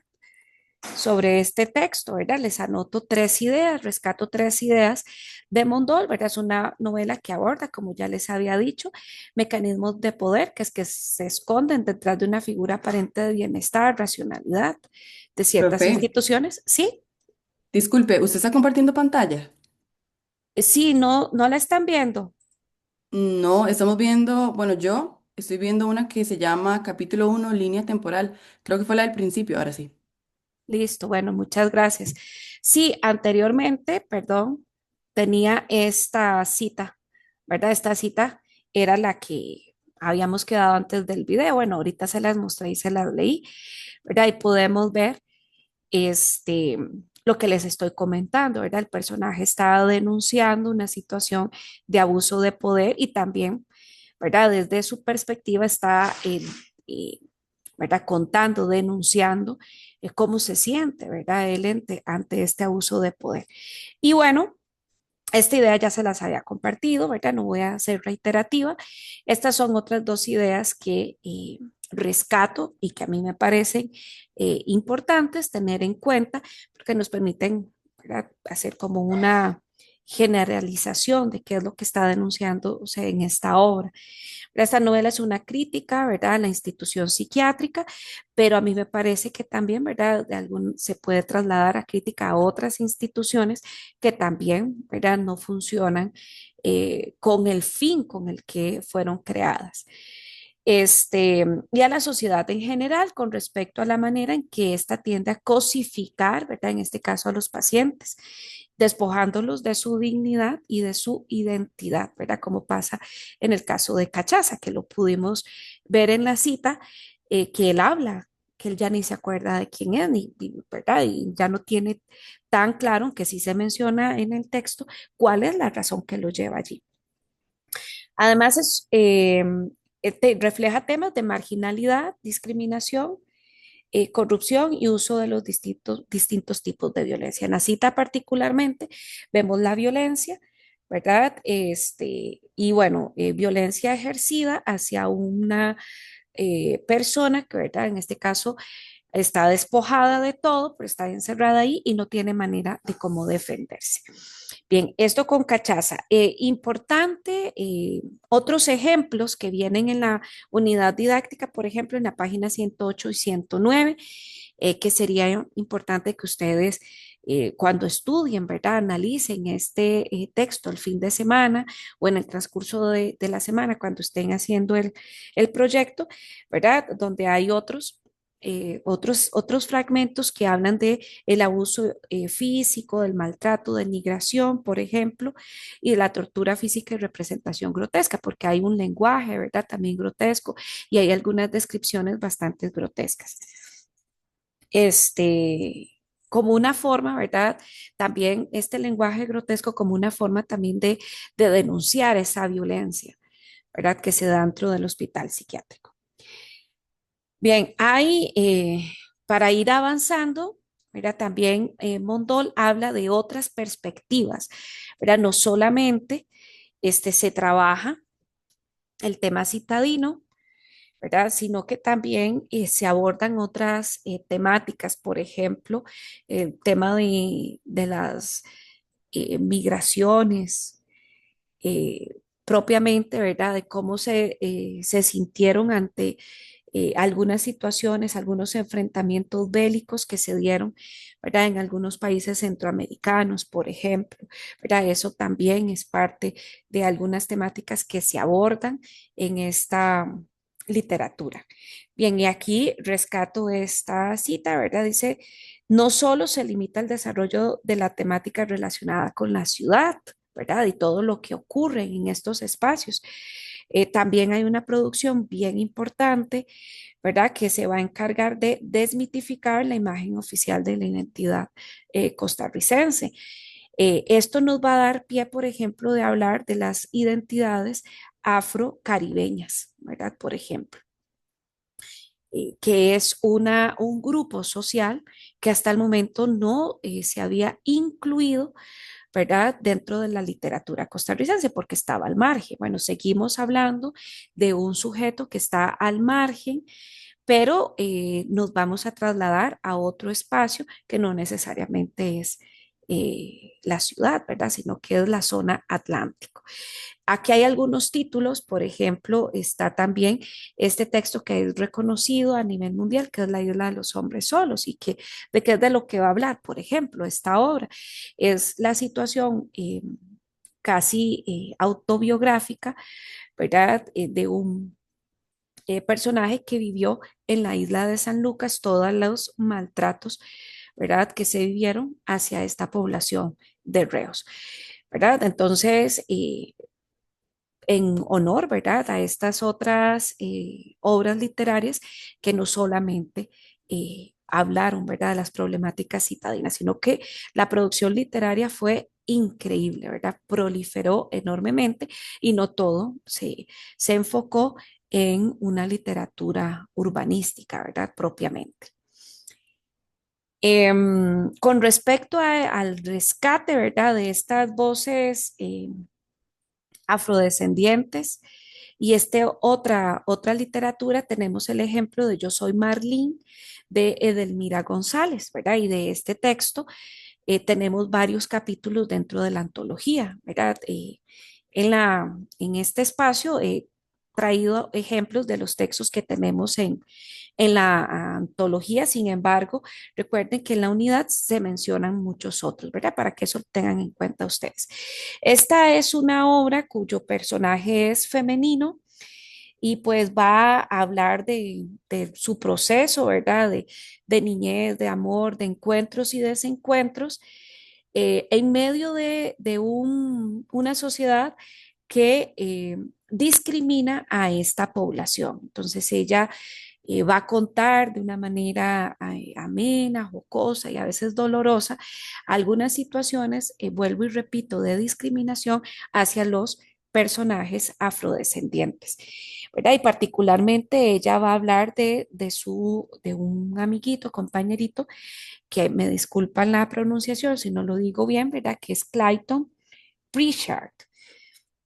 Y ella va a contar, ¿verdad?, cómo este personaje tiene un recelo, odio, ¿verdad?, prácticamente hacia la población blanca por el menosprecio hacia ellos. También en los capítulos que tenemos acá se va a reflejar, ¿verdad?, la obligatoriedad para todos estos niños, ¿verdad?, afrodescendientes que tienen una lengua particular y que se les va a obligar a hablar el español tratando de mancillar, de hacer de que olviden, ¿verdad? La lengua que han venido desarrollando, ¿verdad? Desde que llegaron por primera vez a Costa Rica, ¿verdad? Que sabemos que es una mezcla ¿verdad? Entre jamaiquino y algunas palabras adaptadas en español, etcétera, ¿verdad? Como el mecatelio, ¿verdad? Y que en otros también contextos se habla de un patuá. Entonces, la obra, ¿verdad? Va a visibilizar todas estas situaciones eh, que sufre esta población en particular. Y bueno, también yo les traje acá una cita, ¿verdad? Vean que los proyectos para argumentar, para respaldar mucho de los conceptos que están presentes acá, se les pide citas textuales. Entonces, es muy importante también, ¿verdad? Que en estas tutorías pues mostremos algunas citas. Yo les propongo esta, ¿verdad? Bueno, me llama la atención, yo elegí esta, dice la niña, esta niña se refiere a la maestra, antes a las maestras se les decía niñas. La niña de costura no pronunciaba los nombres de las niñas de color como nos los habían enseñado a pronunciar en nuestras casas. Esto hacía sonreír burlonamente a los mayores y nos producía extrañeza a las más pequeñas, ¿verdad? Y ella va a contar ahí que la maestra la llama, pero no pronuncia bien el nombre. Entonces, como ella no está acostumbrada a escuchar su nombre pronunciado de otra manera, no le presta atención a la maestra, ¿verdad? Y esto ocasiona que la maestra se enoje un montón. Entonces, ese episodio, ¿verdad? Demuestra primero la obligatoriedad, ¿verdad? De esa anulación identitaria en el área del lenguaje, ¿verdad? Que sabemos que y pues la lengua de alguna manera fija incluso nuestra visión de mundo, es un asunto cultural requete importante y una vez que nos lo quitan, ¿verdad? Como pasó con las sociedades indígenas, de alguna manera nos quitan una visión de mundo, ¿verdad? Nos quitan una cultura y o implementan, ¿verdad? Nos instauran ahí dentro de la cabeza, del cerebro, otra visión de mundo que a veces es muy difícil de asimilar. Entonces, esto es lo que se está denunciando acá, ¿verdad? Quieren quitarles su lengua, ¿verdad? Bueno, su lenguaje, mejor dicho, y quieren obligarlos a que hablen solo español, es un sistema de solo español y que vean el mundo a partir de una visión que es ajena. Bien, bien interesante, ¿verdad? La novela. Solo tenemos unos episodios, ojalá que ustedes puedan leerla de manera completa, ¿verdad? Como en literatura costarricense, es muy sencillo este, poder conseguir el texto. Y tenemos también acá eh, dos ejemplos más de dos representantes importantes de estas identidades afrocaribeñas, como lo es Queens Duncan y Eulalia Bernard Little, ¿verdad? Habla de que a partir de los 70s, ¿verdad? Esta identidad afrocaribense, afrocostarricense, ¿verdad? Adquiere, ¿verdad? Se posiciona desde el punto de vista literario para dar voz a esta población. Entonces se vuelve bien importante porque no es un blanco, ¿verdad? Hablando de negros, como pasaba un poquito en los años 40, 50, ¿verdad? No es alguien ajeno a esta cultura, sino es desde la voz de los afrodescendientes que van a denunciar estas situaciones en la literatura. Y dice acá el autor, ¿verdad? Que las temáticas que desarrollan están asociadas al tema de la discriminación, como es en Yo Soy Marlene, por ejemplo, que ha sufrido esta comunidad caribeña, así como otras contradicciones y el sentido de pertenencia que experimenta el sujeto afrocaribeño en relación con la búsqueda y construcción de su propia identidad. Y me gustaría que viéramos un cuadrito en la página 116, 117, que vienen algunos ejemplos de la obra de Queens Duncan. Y para que veamos y también vamos a ver el poema de Eulalia Bernard, página 116, si tienen ahí su material, eh, revisémoslo en conjunto. Yo me voy a permitir 116, vamos a ver qué pasó. Ah, es que es el de Mondol, perdón. De Mondol, ¿verdad? Y no se los puse, no se los especifiqué, disculpe. ¿Verdad? Tenemos acá un cuadro, el cuadro 3.2, dice Identidad y racismo en las novelas de Queen Duncan. Y viene un fragmento.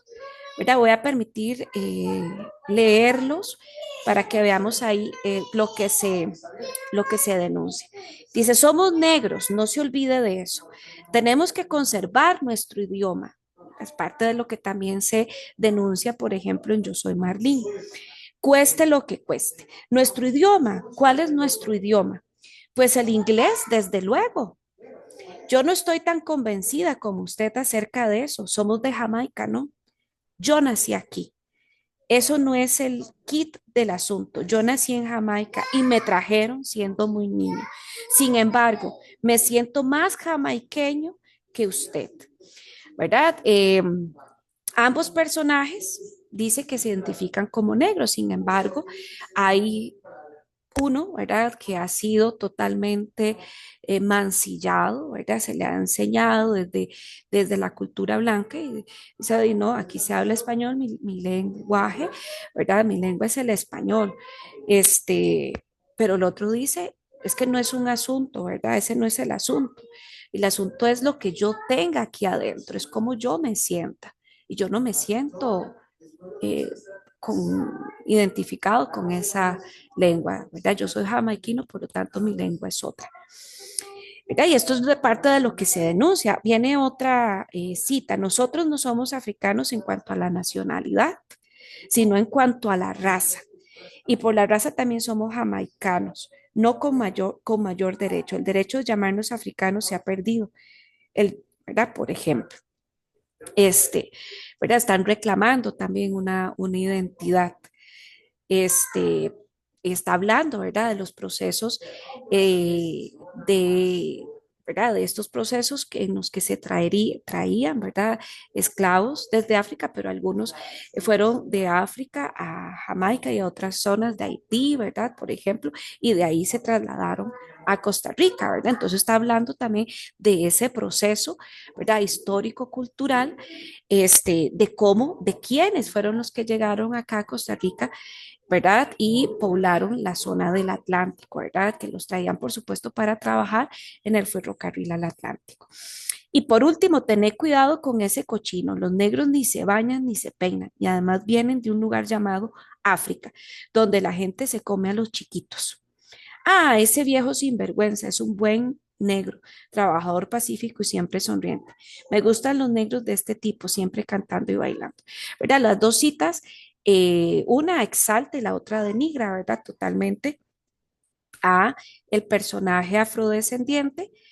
Y en cuanto a, dice, reproduce la voz, ¿verdad? De estos personajes en las que en una se menosprecia en otra. Entonces los textos, ¿verdad? Estos textos son desde la visión de estos afrodescendientes.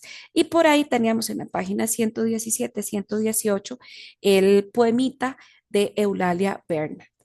Este, que ¿verdad? También es una denuncia, ¿verdad? Hacia todo el maltrato, disminución de toda esta población negra. Bien, vamos a ver qué hora es, porque no quiero pasar. Vamos a leer el poema, ¿verdad? Que es bien bonito. Y vean también cómo está la estructura, ¿verdad? Del poema en particular. Bueno, se llama rondas. Matarile dilero, ¿qué quiere usted? ¿Qué más quisiera yo que ver izada la bandera África, del sur negra al lado de la nuestra? Pan quemado, ¿quién lo quemó? El mesón, el erizo, la gloria, no sé yo. Tum tum, ¿quién es? Los pobres de los puertos libres, de los países pobres, con las patas al revés. Ova, sin mover, sin reír, mudo. ¿Verdad? Está haciendo de alguna manera, ¿verdad? Una recopilación o tiene una intertextualidad de algunas canciones infantiles, ¿verdad? Que se cantaban antes, pero con algunas adaptaciones y aprovechando, ¿verdad? Para hacer algunas críticas, ¿verdad? En este caso a esta sociedad que los ha excluido, que los ha discriminado y que históricamente no los ha tomado en cuenta. Este, ¿verdad? En ese hay un discurso, dice, que combina elementos muy propios también de toda esta población que es muy rica, ¿verdad? Hoy, como reivindicación, por supuesto, tenemos establecido el Día del Afrodescendiente, ¿verdad? Que es el 31 de agosto y que busca, ¿verdad? De alguna manera reivindicar a toda esta población también. Bueno, eh, como para cerrar esta parte teórica, ¿verdad? Tenemos también una vertiente poética, la que se divide en dos partes. Tenemos eh, una perspectiva subjetiva o autorreferencial y una perspectiva crítica y de denuncia social o referencial. ¿Verdad? Hemos estado hablando de un desarrollo de la narrativa, ¿verdad? Básicamente no se está hablando de ninguna otra tendencia, sino propiamente, ¿verdad? Es todo un desarrollo en novela propiamente, pero paralelamente también hay un desarrollo poético, como también lo pudimos ver en el capítulo 2. Y son dos perspectivas. En la página 120 tenemos las características que nos enumeran de esta perspectiva subjetiva, ¿verdad? Dice que las temáticas que se van a explorar están ligadas al ámbito de lo individual, de la conciencia interior, y además podemos repasar ahí desde la unidad didáctica las características que nos enumeran acá. Por ejemplo, hay un sentimiento de crisis y vulnerabilidad del sujeto lírico en un mundo, ¿verdad?, que está urbanizado y que es moderno, ¿verdad? Parece que no hay un espacio de parte del sujeto. Predominan temas del absurdo, ¿verdad? De que no de lo ilógico, de la incomunicación, la angustia existencial, perdón, del no saber cuál es mi lugar, ¿verdad? En medio de este mundo caótico, eh, ¿verdad? Loco, y una experiencia inconsciente frente a lo real, ¿verdad? Una exploración, ¿verdad? Hacia mi yo interno, afirmación de una temática erótica también como una forma de establecer un deseo de comunicar, de unidad, de orden, exploración de la sexualidad, del cuerpo femenino, de exaltarlo, de ver la hermosura, de no llenarlo de morbosidad, de quitar prohibiciones, ¿verdad? De dar un espacio, ¿verdad? Una ruptura con la poética tradicional, ¿verdad? Se vuelve de aquella poética del modernismo que veníamos ¿verdad?, desarrollando, y una utilización del lenguaje más cercano a la expresión oral y al uso de lo cotidiano. Tenemos, ¿verdad? Eso sería con respecto a esta perspectiva más autorreferencial, ¿verdad? Es una exploración hacia lo interior. Y bueno, ahí hay algunos representantes allí, ¿verdad? Unisodio, por ejemplo, habla de Eduardo Jenkins, etcétera. Luego tenemos una perspectiva que es más crítica y de denuncia social, se le llama referencial. Tenemos un yo lírico que va a asumir una posición ideológica ante un mundo social, y el representante más destacado es Jorge de Bravo, ¿verdad? Probablemente todos hemos leído de Jorge de Bravo alguna poesía. Yo quiero compartirles un poema en la voz de un cantautor costarricense, ¿verdad? Entonces, ya con esto cerraríamos, digamos, la parte teórica. Eh, Voy a permitirme poner la canción y vamos a escuchar, ¿verdad? El poema hecho canción, Nocturno sin Patria, ¿verdad? Tal vez lo han escuchado, se denuncia, ¿verdad? El tema de la tenencia de tierras, de la violencia, ¿verdad? De las guerras por poseer tierras, por dividirnos, por no compartir, por las fronteras. Y después de esto tengo una actividad de repaso, ¿verdad? Para que no se vayan todavía. Es un jueguito en línea para que repasemos algunas ideas que les estuve exponiendo por acá, ¿verdad? ¿Tienen alguna pregunta, alguna consulta?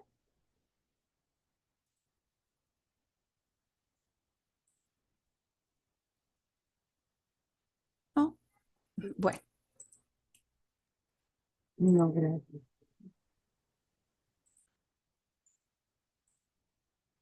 para.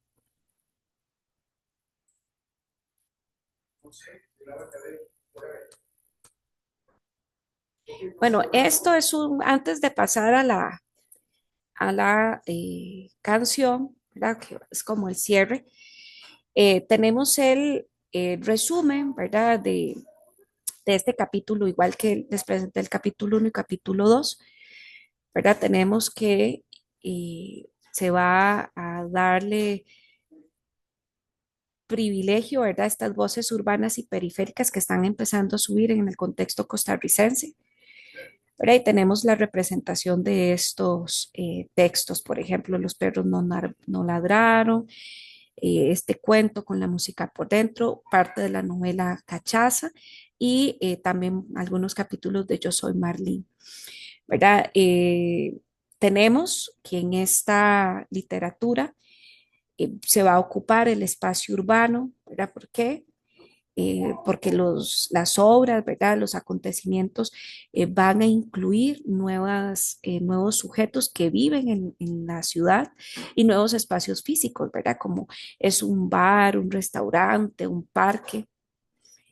Vamos a tener una literatura donde la voz es la de estos sujetos marginales, no es, ¿verdad? Que son eh, textos, ¿verdad? De la vida real propiamente, sino que se le va a dar voz a ese personaje y se va a narrar pensando en cómo narraría ese personaje, ¿verdad? O cómo narraría, cómo contaría la historia ese tipo de personaje, ¿verdad? Entonces, una literatura que va a denunciar otro tipo de problemáticas, ¿verdad? Que se están generando en nuestra sociedad costarricense.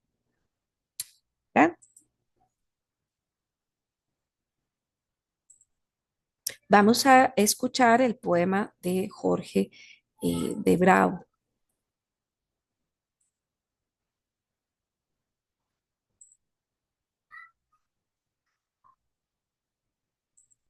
Vamos a ver si aquí lo tengo. Voy a ver si le puedo poner subtítulos para que podamos como ir también siguiendo la letra de la canción, ¿verdad? Porque a veces somos más visuales que auditivos.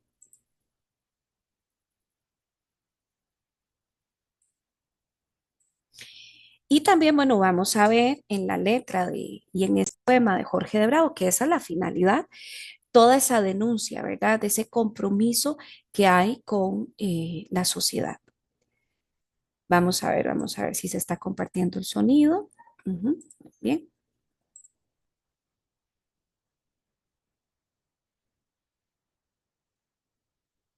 A ver, porque creo que no se está escuchando.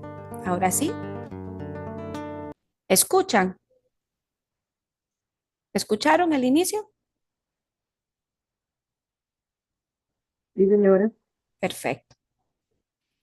Y bueno, ahí va a aparecerles,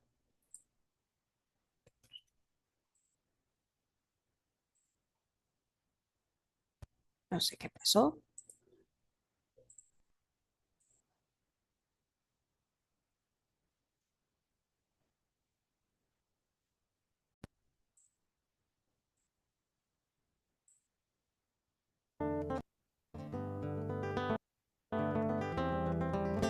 Yo no quiero un cuchillo en manos de la patria, ni un cuchillo,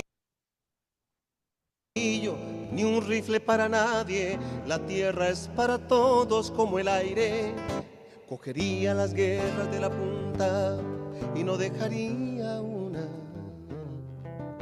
ni una en el paisaje, y abriría tierra para todos como si fuera aire. Me gustaría tener manos enormes, violentas y salvajes, para arrancar fronteras una a una y dejar de fronteras solo el aire.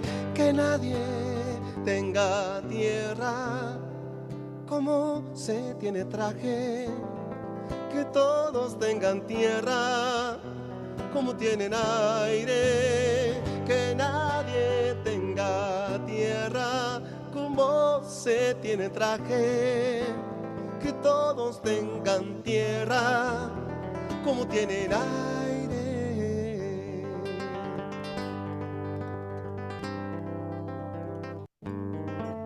De cada hueso, de cada mujer herida, sale un cuchillo ardiendo, cortando brazos malos y sobre los brazos muslos, cabezas desprendidas. Va creciendo el oleaje de paz, de buena paz, paz comprada con negras monedas de dolor. Compañeros, paz, hermanos, paz buena, fresca y omnisciente como el aire o una nube de estrellas aventados por un ángel de fuego. Y es que el aire no es de nadie, nadie, nadie, el aire no es de nadie, y todos tienen su parcela de aire. Que nadie tenga tierra como se tiene traje, que todos tengan tierra como tienen aire, que nadie tenga tierra como se tiene traje, que todos tengan tierra como tienen aire.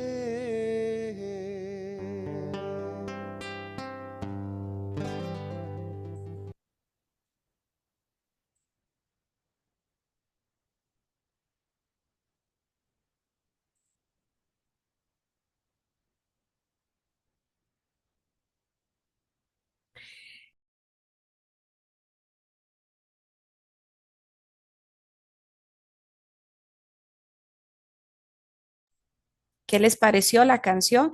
Es un arreglo, ¿verdad? Tiene partes eh, que no son, ¿verdad? Del poema eh, original de Jorge de Bravo, pero en esencia, ¿verdad? Se mantiene este poemita nocturno sin patria.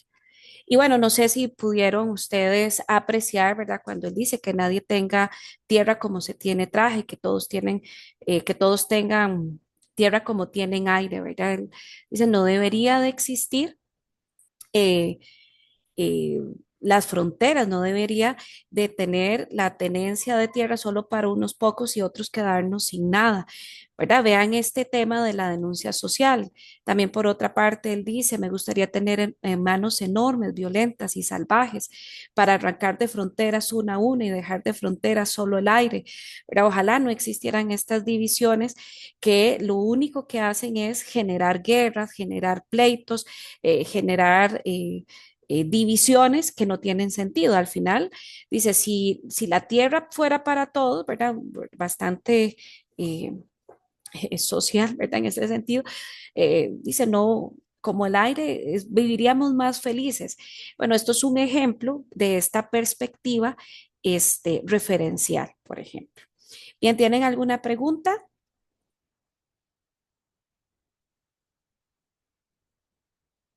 Bien, vamos a cerrar con una actividad eh, en Kahoot, ¿verdad?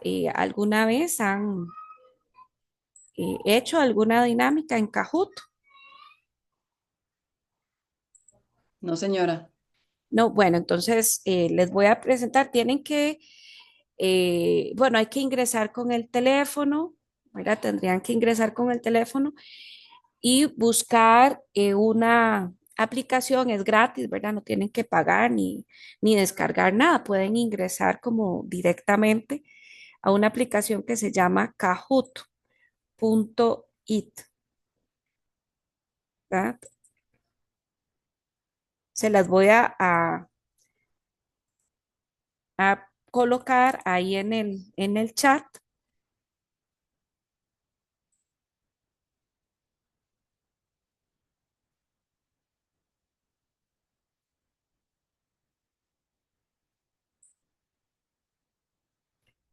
para que puedan ingresar.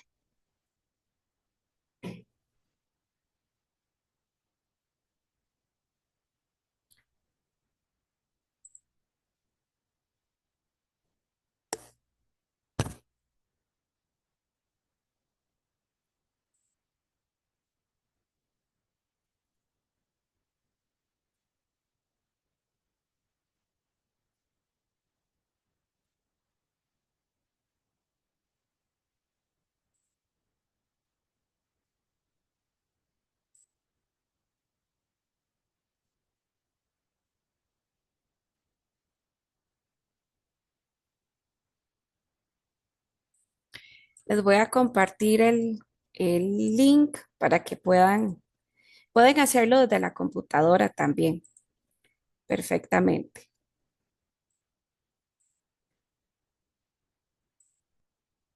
Se los voy a colocar en el chat y ahí les va a aparecer ahí está el link en el chat. Y ahí les va a pedir una contraseña que es la que yo les voy a mostrar en el juego.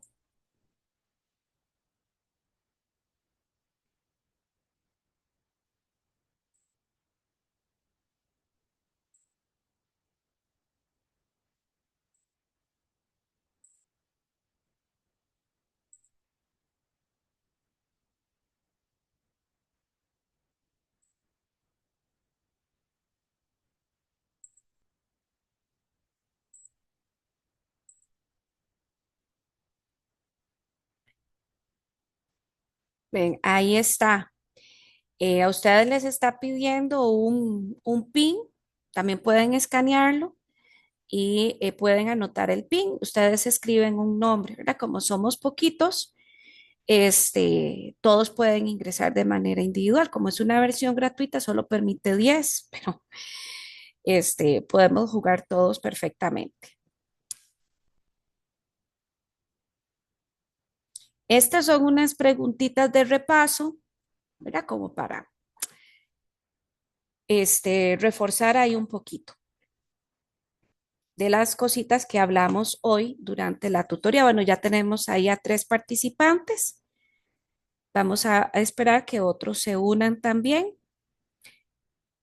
Les va a aparecer ahora algunas preguntas y ustedes van marcando. Y ahí el juego va diciendo quiénes van ganando, ¿no? Pero es bastante interesante. Bueno, tal vez alguno sí lo haya jugado. Tenemos 4 participantes. No sé si hay alguien más que va a participar, sino para dar inicio. Profe, yo quería participar, pero no me está cargando. Ah, Entonces, no para que empiece la actividad. bueno, igual podría, ahí usted puede ir repasando en Sí. ¿verdad? Está con el teléfono, Dylan. No con la computadora. Ah, con la compu. Sí, Sí. podría ser el internet. Bueno, entonces voy a iniciar. Vamos a iniciar.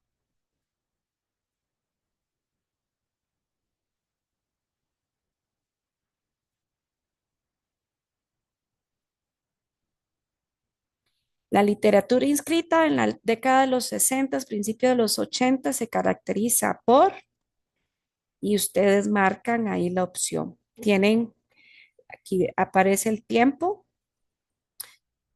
y ahorita comienzan, usted marca. Bueno, ya tenemos 2 respuestas. Bueno, ahí no tenemos una correcta, ¿verdad? Abordar la identidad desde las voces urbanas y periféricas, ¿verdad? Recuerden que al final de la tutoría estuvimos hablando que no solamente hacía énfasis, ¿verdad?, en la ciudad, sino que se incluían otras temáticas. Bueno, vamos con la siguiente. Bueno, va Loel a la cabeza. Consideren el siguiente fragmento, ¿verdad? Si la afirmación es falsa o verdadera. El surgimiento de una segunda república trajo consigo una serie de cambios y avances, y con esto se comienza a experimentar consecuencias de la corrupción, pobreza. Es un proceso de modernización que provocó la desigualdad económica y de la clase media, el consumismo verdadero. ¿Verdad? Bueno, seguimos teniendo, no sé si las otras 2 compañeras se quedaron o se les pegó, ¿verdad? Porque sí, a veces esto es pesado. Y vean que no solamente es responder bien, sino también es el primero que responde, ¿verdad? Responder rápido. La ciudad es concebida como un laberinto urbano porque es el espacio que refleja la complejidad humana, falso o verdadero.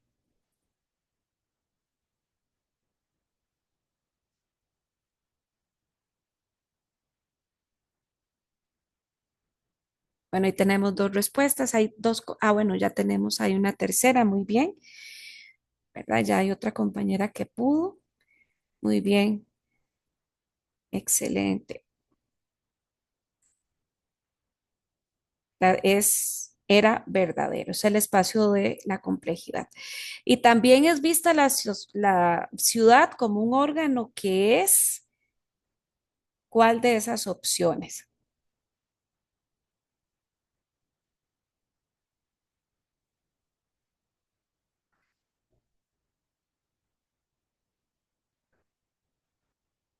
¿Verdad? Amenazante y deshumanizador, ¿verdad? Las demás, nada que ver, ¿verdad? Es un órgano también que deshumaniza, ¿verdad? Y amenaza la comunicación entre los seres humanos. Bueno, son solo 10 preguntitas. Bueno, Loel lleva eh, la vanguardia, ¿verdad? Va ganando. Explora temas, ¿será cierto o falso? Esta literatura que explora la criminalidad, soledad, identidad nacional. ¿Será cierto? ¿Será falso?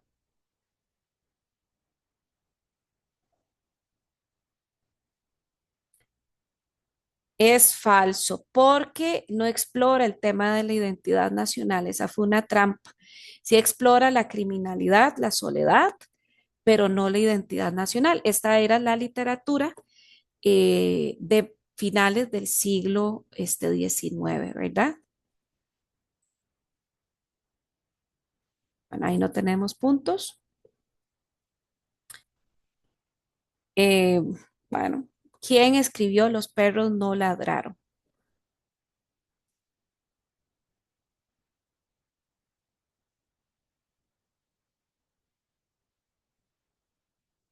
Bueno, ahí tenemos tres respuestas. Bueno, muy bien. Carmen Naranjo, ¿verdad? Exacto.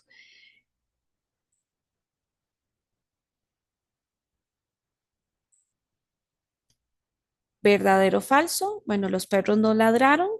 Uno de los personajes se refiere a la ciudad como un espacio de refugio. ¿Verdadero o falso?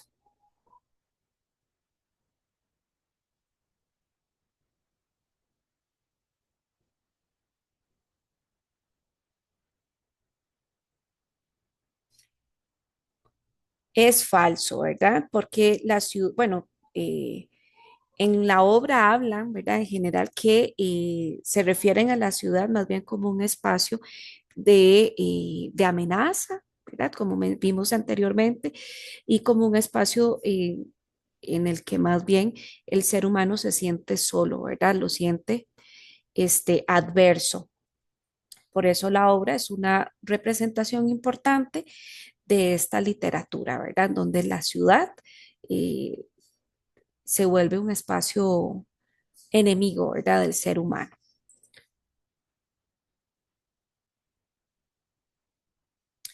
Bueno, muy bien, ahí tenemos. Vamos con la 8, el cuento con la música por dentro, brinda un efecto de verosimilitud y función testimonial a partir del personaje. ¿Falso o verdadero? Verosímil, que se parece a la verdad.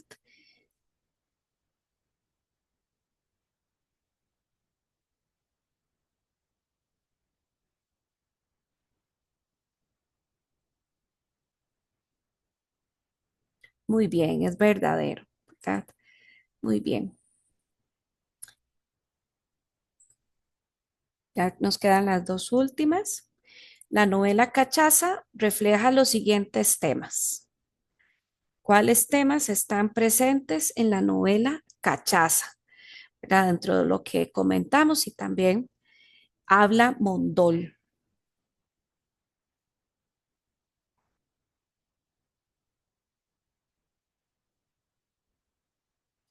Marginalidad, discriminación y corrupción, ¿verdad? Muy bien, muy bien. Y vamos con la última.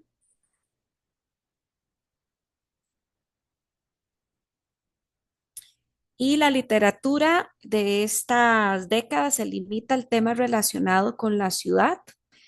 ¿Cierto o falso? Bueno, ya esta estaba similar a otra, ¿verdad?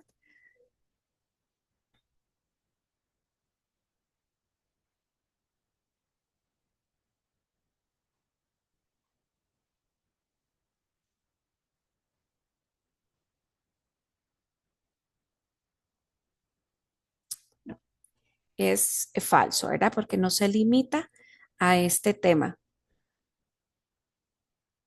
sino que hay otras temáticas que también se abordan. Y bueno, ya terminamos el jueguito. Aquí lo que hacen es colocar quiénes son los tres primeros lugares.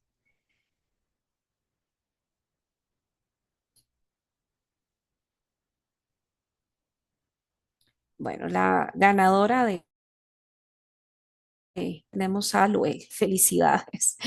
Igual el espacio es para repasar un poquitito, ¿verdad? Y si quedaba alguna duda, por supuesto, este, evacuarla. Y bueno, y hasta aquí, en este caso, sería la tutoría. Mira, muchísimas gracias por acompañarme. Vamos a ver que no se me, no se me apaga. Bueno, muchísimas gracias, por estar conmigo esta mañana. Espero que el espacio les ayude a comprender mejor a la hora que ustedes vayan a leer, se acuerden de algunos detalles y que les vaya muy bien. Espero que tengan muchos éxitos en el curso. Que tengan muy buen fin de semana. Muchas gracias. Hasta luego. Igualmente, profe, chao.